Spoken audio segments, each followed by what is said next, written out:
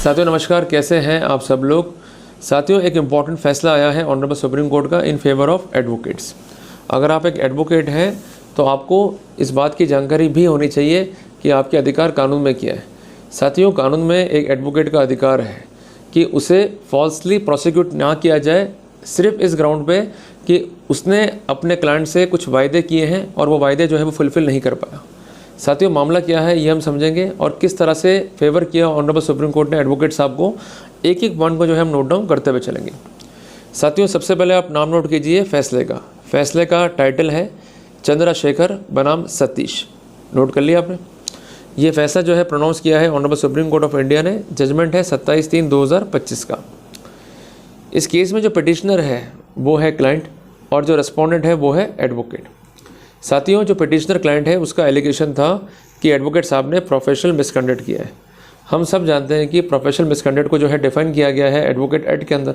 पर professional misconduct का एक मोड ये भी है कि अगर कोई एडवोकेट चीट करता है किसी क्लाइंट को, देन ही में बी प्रोसिक्यूटेड और उसका लाइसेंस तक भी रद्द हो सकता है।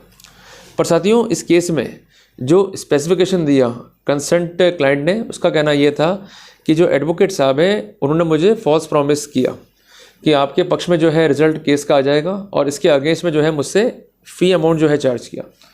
आरोप नंबर 2 ये था कि एडवोकेट साहब जो है मिल चुके हैं अपोजिट पार्टी से और जिस कारण से मेरे पक्ष में जो है रिजल्ट नहीं है। और इसके अलावा सर्टेन मॉनेटरी बेनिफिट्स को लेकर भी इन्होंने कई गंभीर आरोप जो है लगा दिए एडवोकेट साहब पे। साथियों केस को मोर लॉजिकल एंड पे लाने के लिए इन्होंने एक बात को जोड़ा कि जब मैंने इनसे बातचीत करी तो इन्होंने सही जवाब नहीं दिया, अपितु मुझसे जो है झगड़ा किया, मुझे जो है डराया धमकाया और जिस कारण से मैं डिप्रेशन में आ गया और मैंने सुसाइड जो है अटैम्प्ट किया और इसके लिए मैंने स्लीपिंग पिल्स जो है कंज्यूम किए।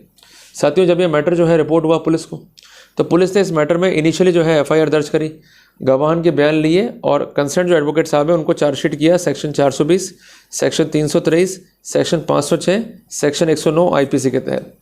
मामला जो है बिफोर ऑनरेबल हाई कोर्ट गया और इन्होंने क्वेश पिटिशन जो है दाखिल करी। हम सब जानते हैं कि क्वेश्चनिंग जो है हाई कोर्ट की एक इनहेरेंट स्पेशल पावर है और ऐसे कई जजमेंट हैं ऑनरेबल सुप्रीम कोर्ट के जिसमें यह स्पष्ट किया गया है कि ये पावर जो है एक्सरसाइज करनी है sparingly.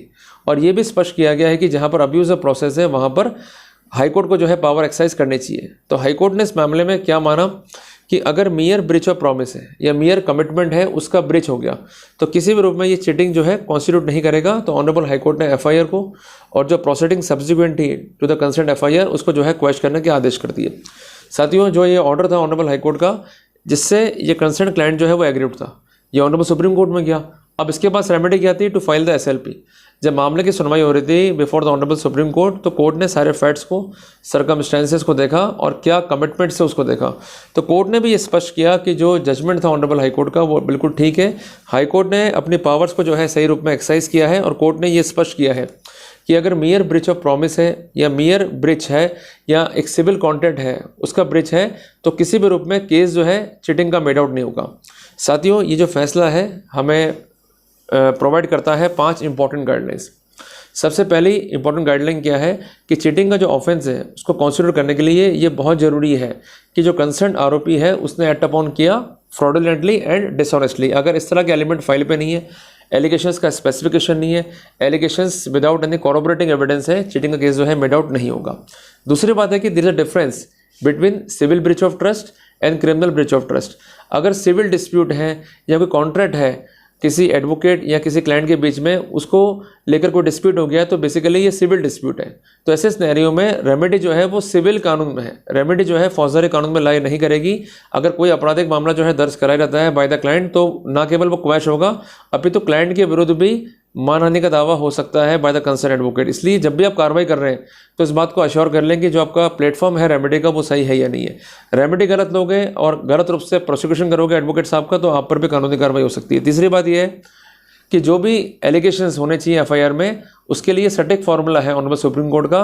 The allegations must be specific, they should not be omnibus. और ये फार्मूला जो है लेट डाउन किया गया इन इंपॉर्टेंट जजमेंट जिसका नाम है कैकेशा बनाम स्टेट ऑफ बिहार। जजमेंट है 8 फरवरी 2022 का जिसमें स्पष्ट किया गया है कि अगर एलिगेशन स्पेसिफिक नहीं है, एलिगेशन ओमनीबस है तो किसी भी रूप में ये एक मजबूत क्रिमिनल लिटिगेशन का आधार नहीं हो सकते। चौथी इंपॉर्टेंट बात है कि अगर कोई वकील साहब जो है गलत कर रहे हैं आपके साथ में या गलत कमिटमेंट्स हैं, तो it may be a case of proceeding before the bar council. पर इसका मतलब ये नहीं कि हम जो है एफआईआर दर्ज करा लें। अगर एफआईआर दर्ज कराओगे आप और इस तरह से एफआईआर क्वैश होगी तो आप पर भी काउंटर कार्रवाई होंगी। तो इसलिए प्रोसीडिंग्स को करने से पहले अश्योर कर लें कि प्रोसीडिंग का सही वे क्या होगा। और पांचवी इंपॉर्टेंट बात है कि जब भी हम डील कर रहे हैं एडवोकेट से, तो हर एक चीज़ पर जो है क्लियरेंस लेके चलें। कई बार ये होता है कि हम बात करते हैं मुँह ज़बानी, या कई बार हम देते हैं कोई ना कोई अमाउंट या फ़ी जो है हम पे करते हैं कैश के अंदर, ऐसा अवॉइड करें। आप एक बात ध्यान रखें कि भाई अगर आपको डील विद कर रहे हैं किसी भी आदमी के साथ में, चाहे वो डॉक्टर हो चाहे वो एडवोकेट हो, हर एक चीज़ जो है आपके पास स्पेसिफिक होनी चाहिए। अगर स्पेसिफिक नहीं है, केवल जल्दबाजी में जो है अपने बात को सुन लिया समझ लिया, तो उसके लिए एडवोकेट साहब जो है रिस्पॉन्सिबल नहीं हो सकते। एक कहावत भी है ना कि I am responsible what I say, I am not responsible what to understand.